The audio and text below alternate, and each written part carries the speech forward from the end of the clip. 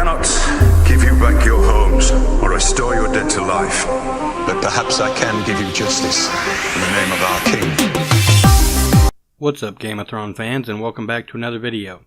Today we're going to talk about what will happen in Season 7, Episode 6. This script was leaked online through a Reddit post, and originally broken down by Freaky Doctor. This is your warning. If you do not want to hear spoilers of the upcoming episode, close this video now. So let's get into it. The episode starts with the excursion beyond the wall, which includes Jon, Gendry, Thoros, Beric, Jorah, Tormund, the Hound, and 2 or 3 other soldiers. Ser Davos does stay behind because he isn't much of a fighter, as he has said in the last episode. The excursion continues through the north. As they travel a lot, conversations come up. This is when Jon offers Longclaw to Jorah. Jon says that it belongs to Jorah since it belonged to his family, but Jorah says something along the lines of, "No, you keep it. I'm not worthy of carrying this sword. My father gave it to you for a reason." Tormund and the Hound have a conversation about Brienne, which the Hound is amazed at how much Tormund admires and likes Brienne. They continue north by trying to follow the vision the Hound saw in the flames. Finally, they see the mountain shaped like an arrowhead. This is when a large blizzard starts, and they hear a weird growl which they can't seem to recognize. One of the soldiers tries to go figure out what it is when a reanimated polar bear appears and shreds him, but because of the heavy blizzard no one can see what has happened. Then the beast charges at Thoros, slashing him with its claws. Thoros fights back, slashing at the bear with his flaming sword. The group kills the bear, but Thoros is badly wounded, and Beric uses his flaming sword to cauterize his wounds. The mission must continue, though with a man down and Thoros balancing between life and death, things look dire.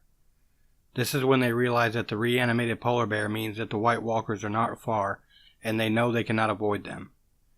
They run into a horde of whites and one White Walker. As Jon battles the White Walker, the others try to capture a white and manage to capture one. At this point, the undead army attack all at once without mercy, when our group of heroes see the only thing possible is for them to run. Jon commands Gendry to run back to Eastwatch and send a raven to Dany telling her that they need help. In Dragonstone, Dany is seen being nervous for Jon. Tyrion then witnesses how much Dany starts to care about Jon and is uninterested in anything but news of him. The raven arrives from Gendry asking for help, to which she goes to help Jon. Tyrion chases behind her telling her she can't because if she dies everything that they have been trying to accomplish will be for nothing. But Dany doesn't listen, and jumps on Drogon and leaves with the other 2 dragons following behind her.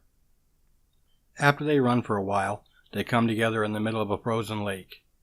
The movement and fighting eventually break up parts of the ice, and our group of heroes are stuck in the middle of the lake on a large piece of ice. They make a circle and get ready for the incoming horde.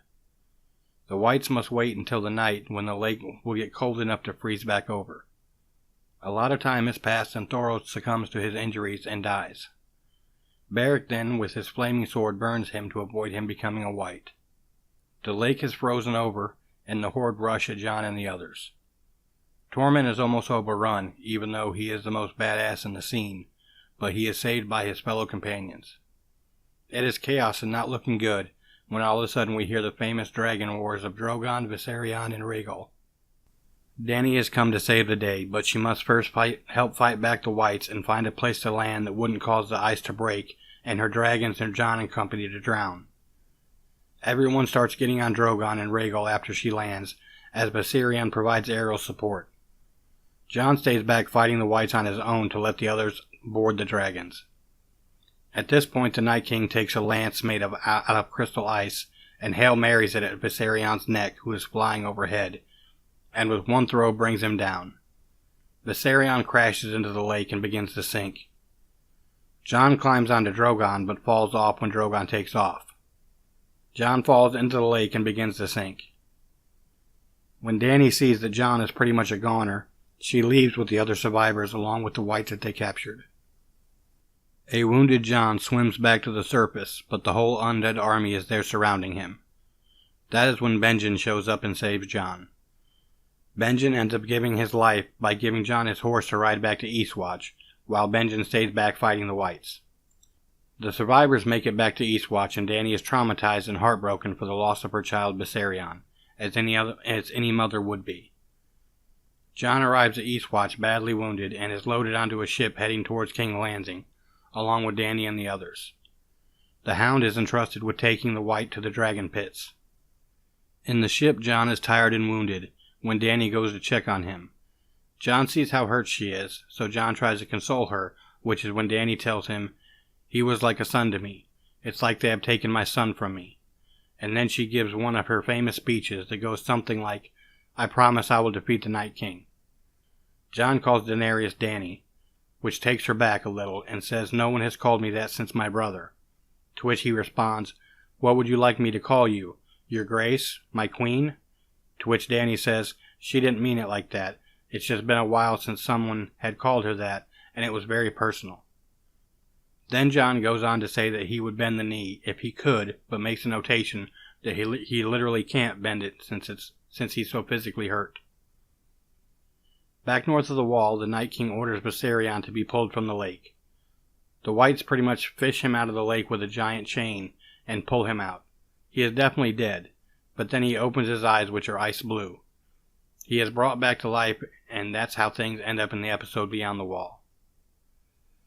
In Winterfell, where we left the Stark sisters in a bit of an argument, Arya brings the letter she found in Littlefinger's room and confronts Sansa with the letter she signed and asks her what the fuck it is about. Sansa says something about she had to do it to survive.